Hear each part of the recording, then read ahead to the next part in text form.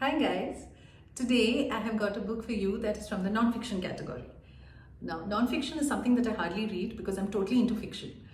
But this is a book that I've been wanting to read for some time because I've been seeing people sharing stuff about this and I liked what I read about it. So I thought that I should venture into this and see what it's all about.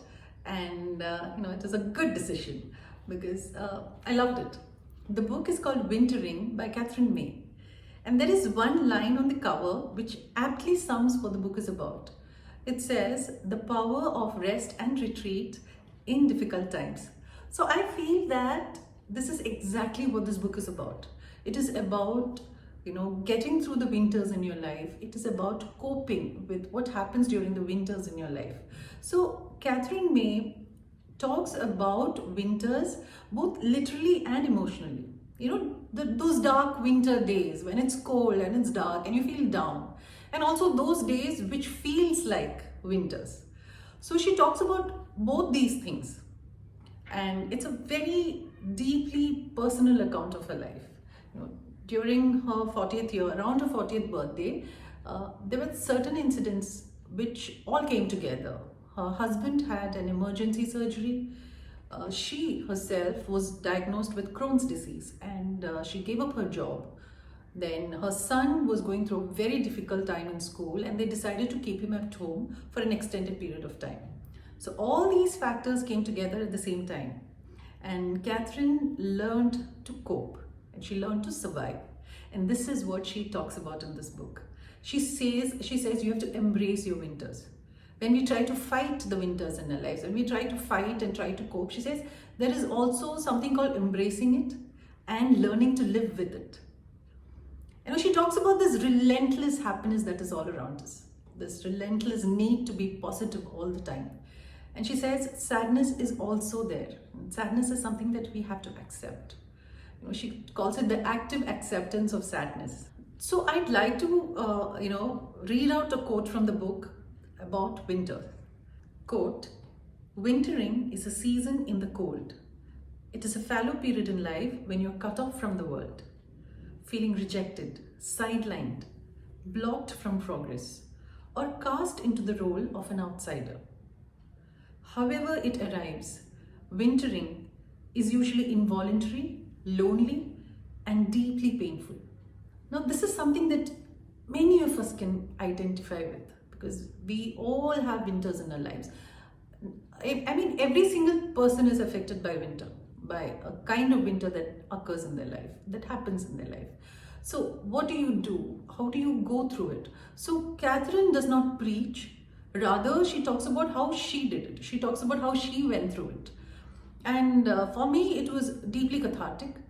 I felt I could work out a lot of issues in my mind after I read this book, through the pointers that I got from this book, through seeing what Katherine has done and how she has coped with it.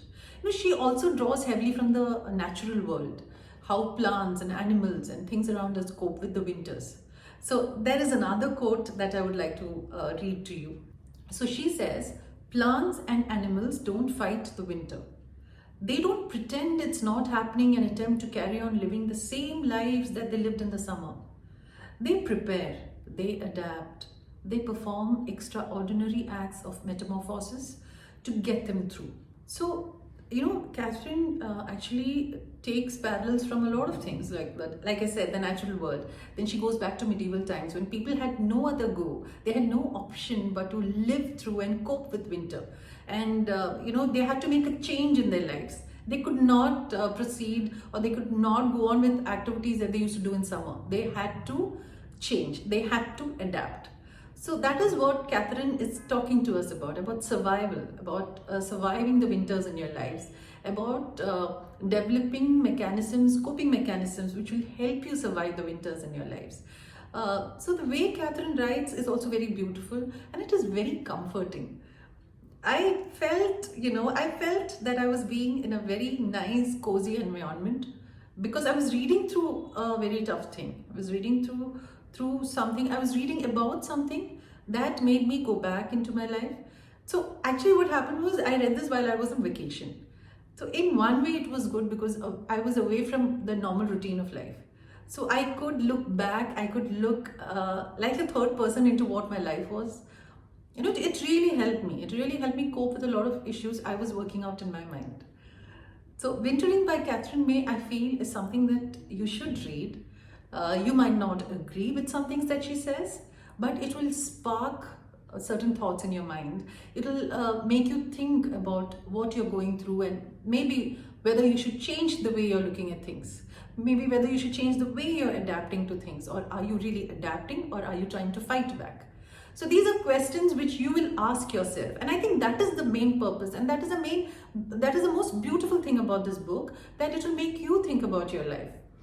So Wintering by Katherine May is something that I really enjoyed, and this is a book that I'm planning to read again. I finished it once, but there are things that I feel that I should read it once more, because it really helped me. Okay, it really helped me reach a good place where I'm happy about myself. So there are books that does this to you, right? Maybe this book will not do it for you, but it really did that for me. And she, like I said, she writes so beautifully. So I will read to you something about writing. She's a writer, so she writes something about writing during the night, and there's nobody around, and she can concentrate, and she can do what she really wants to do. So she talks about writing during the inky hours. So let me just read it out to you.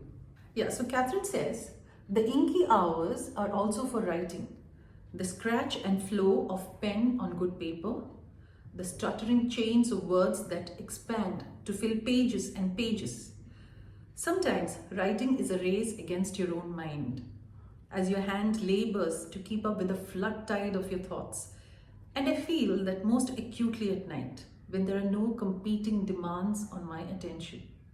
That slightly sleepy, dazed state erodes the barriers of my waking brain.